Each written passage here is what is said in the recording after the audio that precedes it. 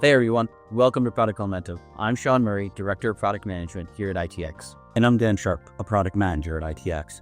It's our privilege to continue the Product Momentum journey, a platform that celebrates the thinkers and doers who are shaping the future of software development. That's right, Dan. Our goal is to introduce you to industry leaders, innovators, and practitioners and bring you their insights, advice, and innovations. We talk with experts from product strategy, UX research and design, security, engineering, leadership, and more. We'll discuss how their approaches to problems help empower teams and build trust. And we'll explore trends, tools, and techniques that your team can use to deliver the software solutions your users need today. So tune in, stay curious, and join the conversation. You can catch us on your favorite listening platform, or if you prefer the video experience, you can find all our latest episodes on the Product Momentum YouTube channel. And if you like what you hear, be sure to subscribe, like, comment, and share. That way, we can be sure to provide you with the best podcast experience.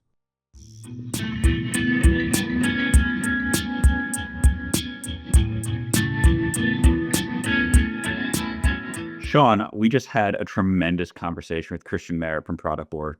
He's bringing a lot of awesome insights into the practical use of AI. What'd you think? Christian is one of us. That's why people are going to like this episode. Christian is one of us. He's building products every day. He's making strategy decisions. He's making trade-off decisions.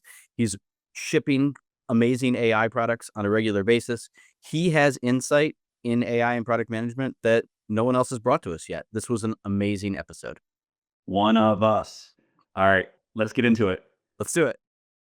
All right. Hey, everyone. We are here with Christian Marek. He is the Vice President of Product Management at Product Board. He's got extensive experience in technology, finance, and the intersection of both across companies all of you know, including Facebook, Google, and DocuSign. He's recently been intensely customer-focused and is bringing new AI tools to market to support user needs at Product Board. Christian, welcome to Product Momentum. Thank you. Super excited to be here, Sean and Dan. All right, we're going to launch right into it. So it's 2025, a lot of new things happening.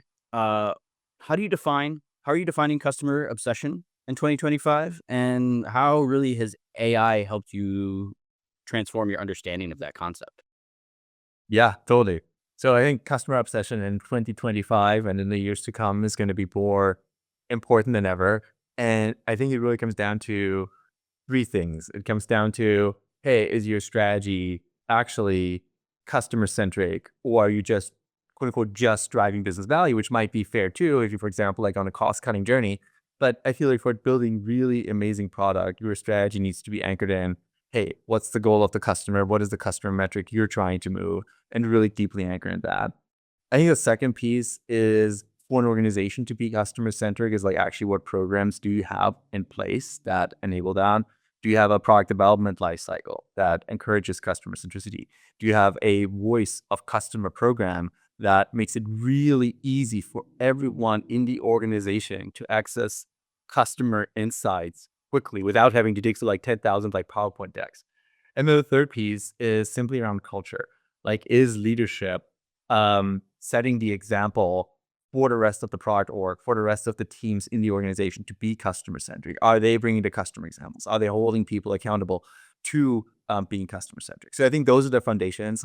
And I think in the age of AI, this is becoming ever more important. Like, I'm very curious what you see, but what we see on our end is that code and product gets developed that much faster. So it's that much easier to get features out. But what's becoming more and more important is actually like making the right product decision so that the feature you're actually getting out there is the right one that meets the customer need. And so you just don't like clutter your UI all over the place. And so that's really where customer obsession and AI come together and where it plays an even greater role in making these right product decisions, and why I think every organization needs these foundational pillars of like the right strategy, the right programs, and the right culture in place to make sure the best product decisions happen. Yeah. I think in our experience with AI right now, what we're specifically seeing is reduced waste. I don't know. We're seeing some uptake in speed of delivery, but the decisions that we're making are better, right? Yeah. And conversations that we're having earlier in the process is better because of AI initially. So I think that's what we're really seeing. Yeah, I think it's absolutely that too. And, a part of it is that customer insights and customer data is becoming simply that much more accessible and scannable with the help of AI. So yes, absolutely.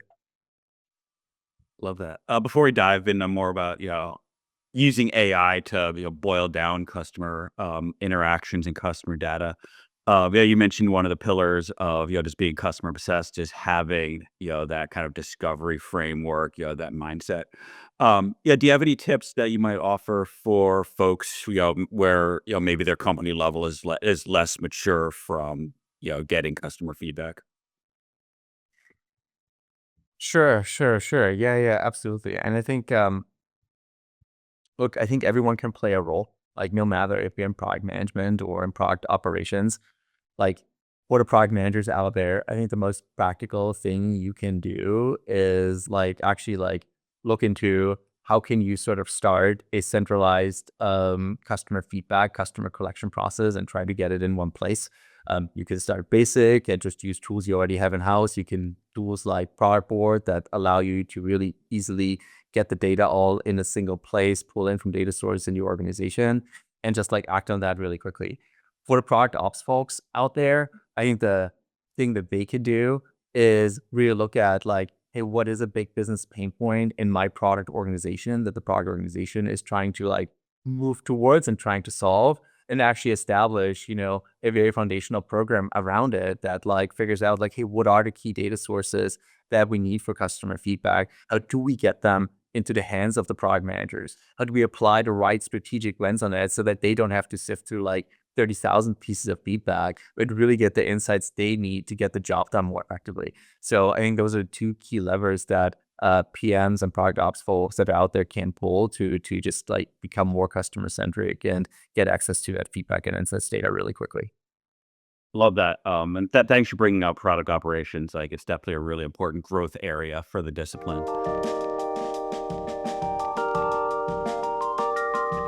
Hey, we want to take a break in today's episode to bring you some exciting news about the ITX Product Design Conference, which can be held right here at the Downtown Convention Center in Rochester, New York, on Wednesday and Thursday, June 25th, 26th. Day one will feature half-day product and design workshops.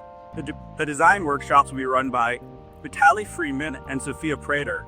Luke Stiles and Matt LeMay will be running the product workshops. That's right. And day two is going to be full of keynote speeches. It's going to be a large panel discussion. And Dan and I are going to be recording 3 live podcasts with a live audience that you can be. 3 live podcasts. Wow. Conference attendees will have a bit of a choose your own adventure. You can either sit in with Sean and I while we record the podcasts. You can do some networking with some of the great product and design minds attending the conference. Or you'll have the option of attending one of the free second stage conversations where the speakers of the show will be presenting some of their thoughts on topics of the day. Bring yourself, bring your whole team.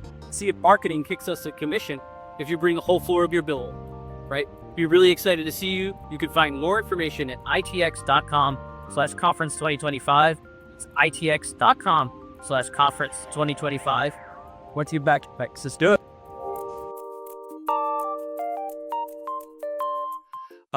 Yeah, so right now, we've got our data sources and we're collecting our customer data. What advice do you have for PMs who want to utilize AI to kind of find those insights and figure out what the most important problems are? Yeah, totally. So I mean, look, what we see, or the problem that we're seeing in the industry and that PMs are having today, that either they're in very large organizations, like in enterprises, where there's just a ton of data, and there's no way you can read all the App Store, Play Store, G2 feedback, whatever it might be. The other spectrum of the problem that we're seeing is in SMB, where you actually, you may not have the luxury of a product ops function that sets up a voice of customer process for you.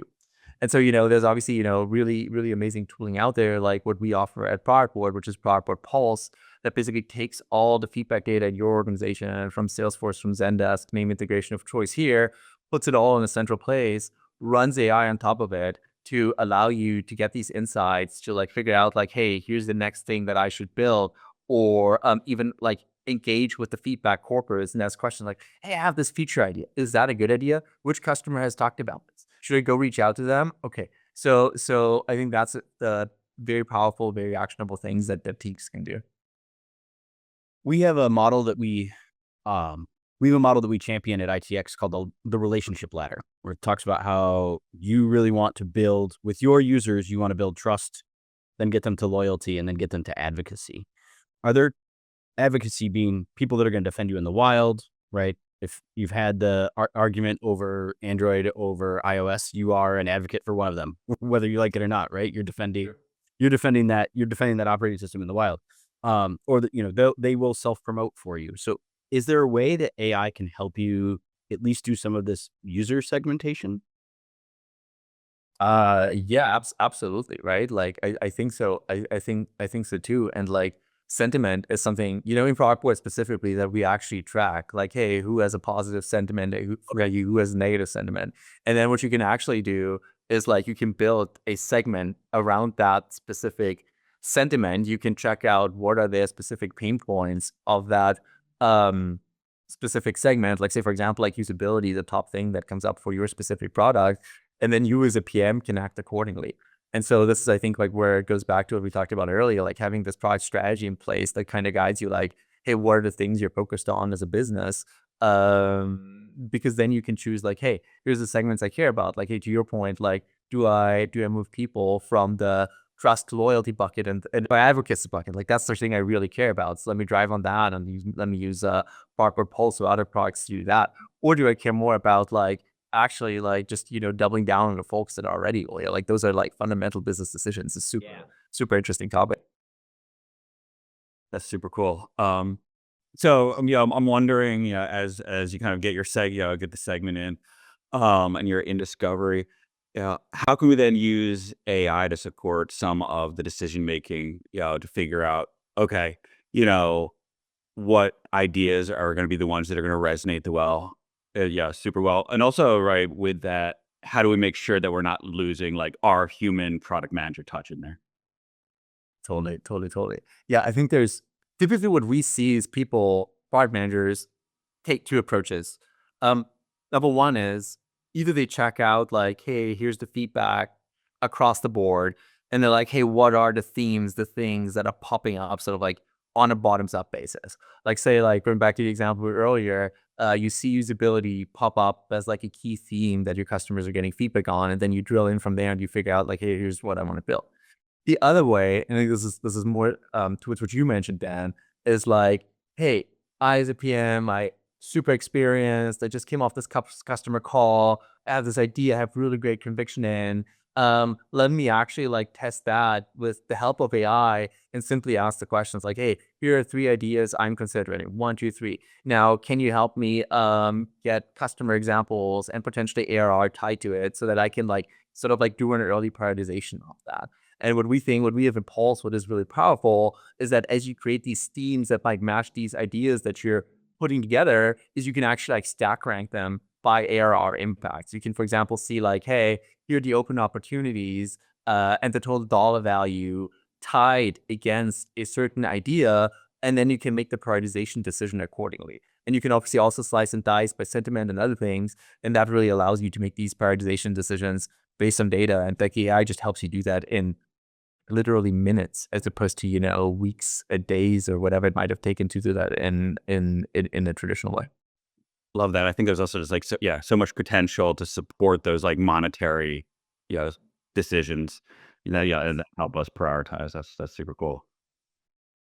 As you've been ramping up new customers on the Product Board platform, and they've been using your AI product, are there things that you've noticed where customers wish they had come into the process saying, I wish I had this skill set before I started to use AI, or conversely, is there anything where they realize that they didn't have a skill set that AI is starting to help make up for them? Interesting. So I think the thing that we're noticing is, and we're trying to make up for on their behalf, right? Because like AI is like, AI and particularly LLMs, like, the technology has been around for 2 years. And I think the skill you kind of like need to have in the interim is you need to be somewhat good at or understanding the concepts behind writing prompts. And so, today we obviously help you with that by like giving you a prompt library and all that kind of stuff to like facilitate it for you.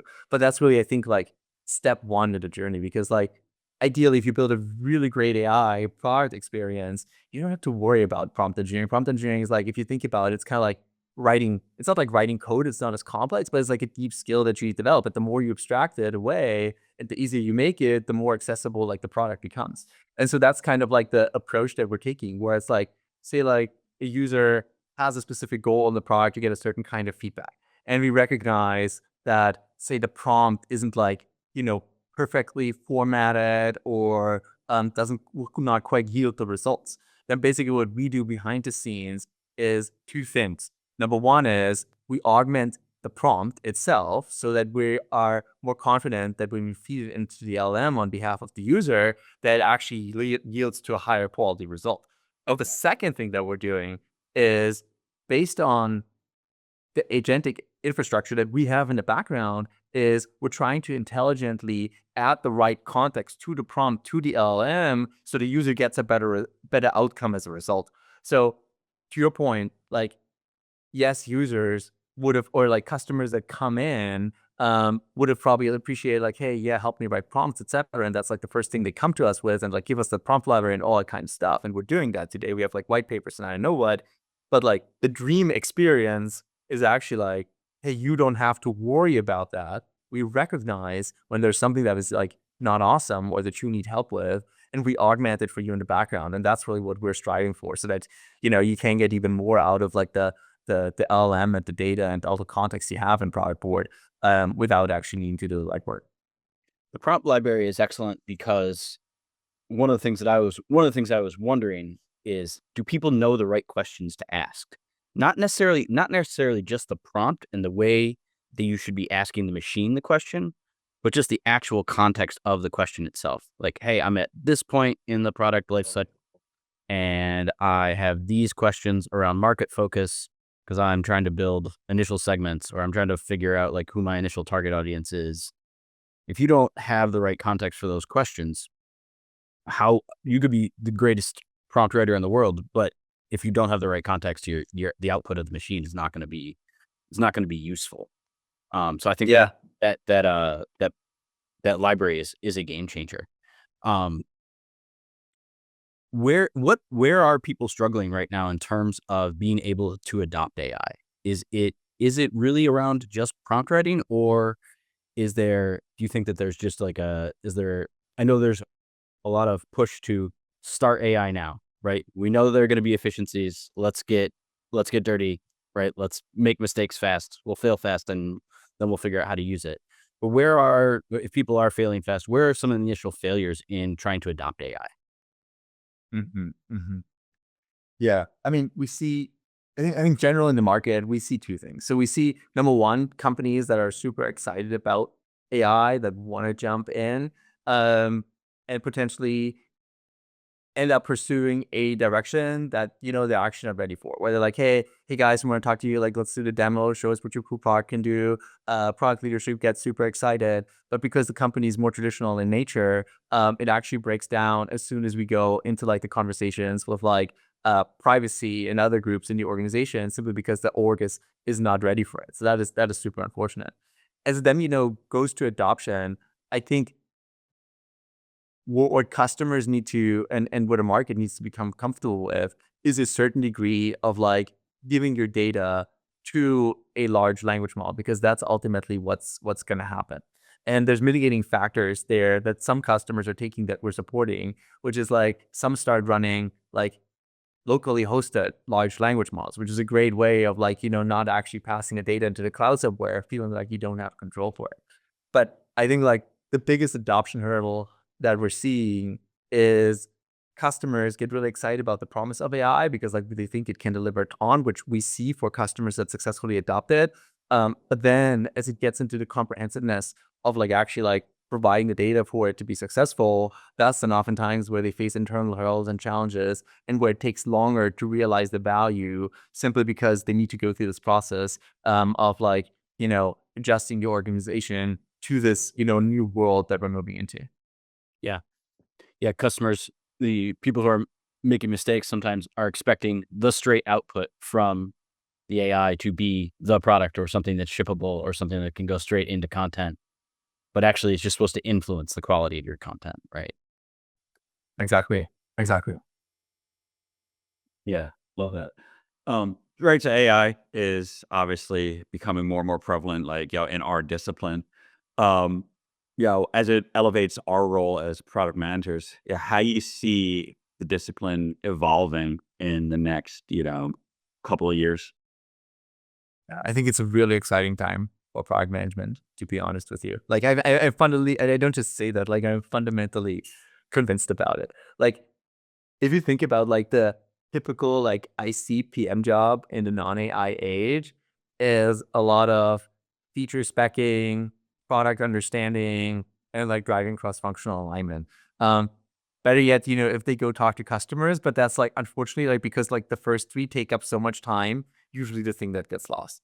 So I think there's going to be like a fundamental shift where PMs that who embrace AI will be able to scale themselves significantly and basically be able to think more about like vision of the business, strategy, and high level execution as opposed to having to like spec every single feature anymore. And like the prime example for that is like imagine like you have a tool like Product Board that has like all the context of your features where like say you go in and write a feature spec, like we think we can do a really good job that's like 80-90% there that you really just curate at the end and make sure that it's right, but that like gives you so much time back that you can focus on all these like other higher priority initiatives. And with that, PMs can also take on a more commercial lens on the business. Actually think about not just like, hey, how do I ship the feature? How do I get this out the door? But like also, what is the revenue that it's going to drive? And that, puts them then on a closer level with like, say, for example, like the go-to-market or sales organizations. So overall, I think there's going to be a transition from the PM being like the creator. Like if you think about it like in a museum context or as a metaphor where they like almost like create the artwork together with the engineers and designers, like really the curator that kind of oversees like everything that's happening, and they're going to use agents and other resources in the organization to actually help them do the job. Because like once you sort of like democratize like the knowledge and the expertise behind writing feature specs and all those details to other functions, like hypothetically sales engineers. And guess what? The PM is sort of like becoming the conductor of saying like, oh, this is a great feature spec.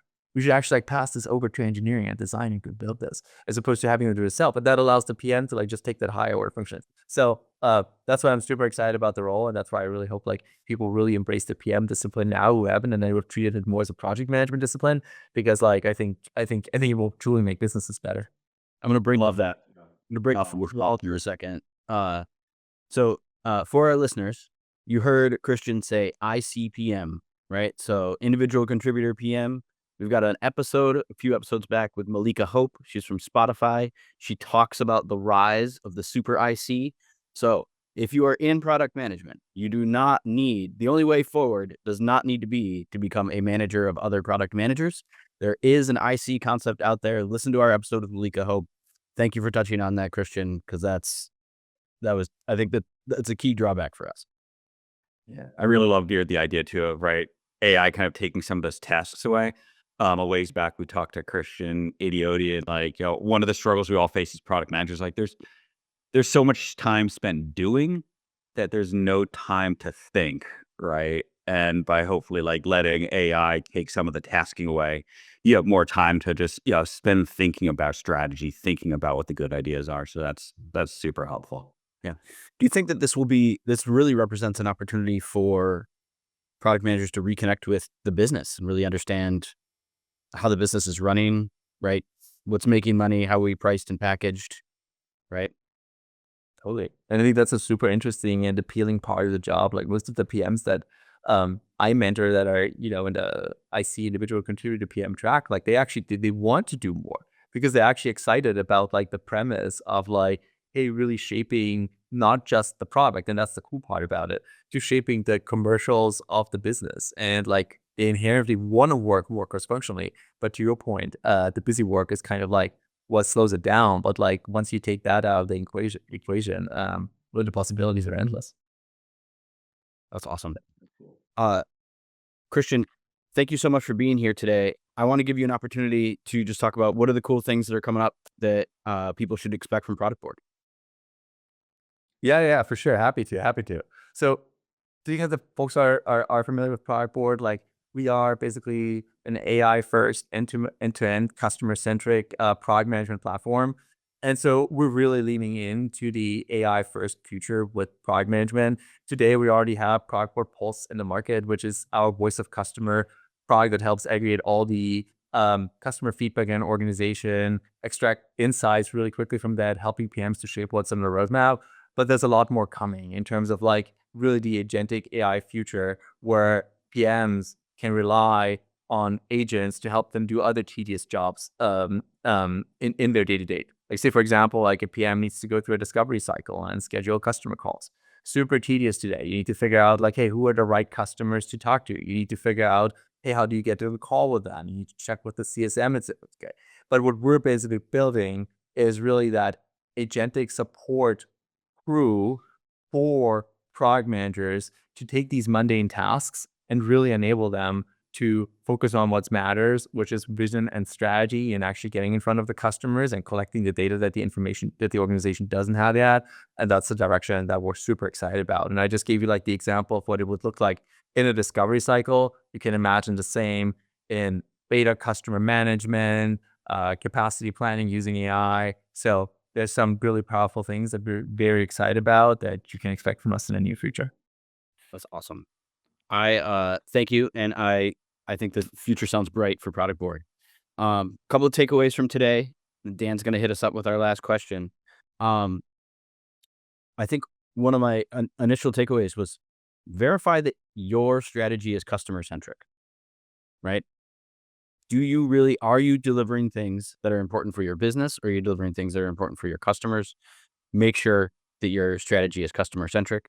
I think also, be ready as a company to adopt AI, understand what you want to get out of it, but don't dally because the future is kind of now, right? You need to start integrating AI into your processes or into your products.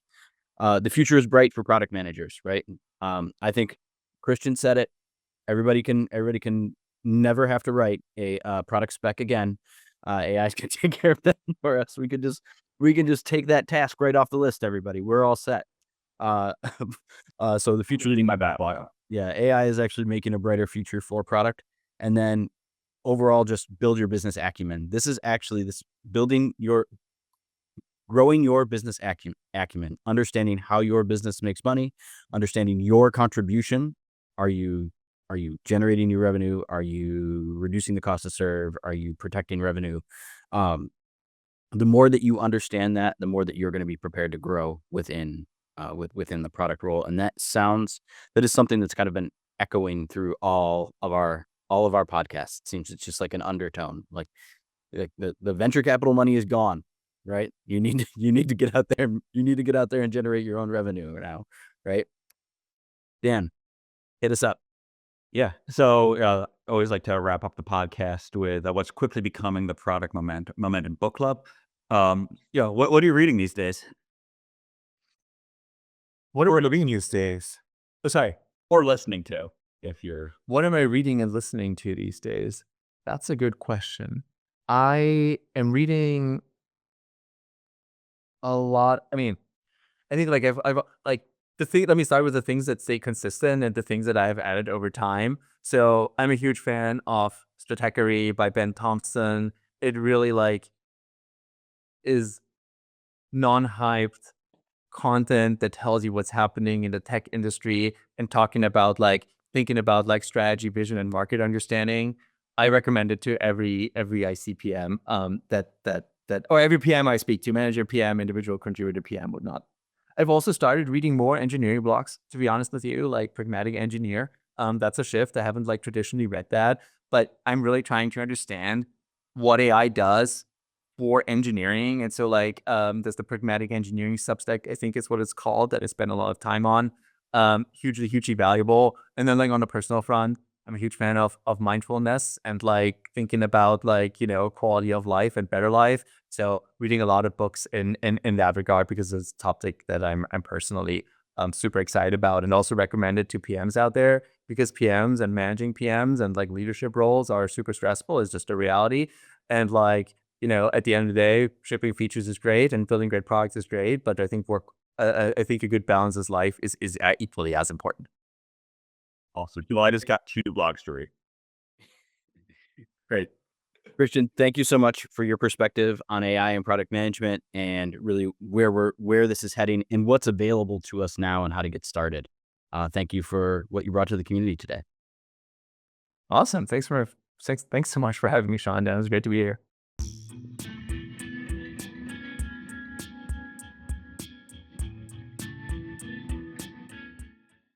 Well, that's it for today. In line with our goals of transparency and listening, we really want to hear from you. Sean and I are committed to reading every piece of feedback that we get, so please leave a comment or a rating wherever you're listening to this podcast. Not only does it help us continue to improve, but it also helps the show climb up the rankings so that we can help other listeners move, touch, and inspire the world just like you're doing. Thanks, everyone. We'll see you next episode.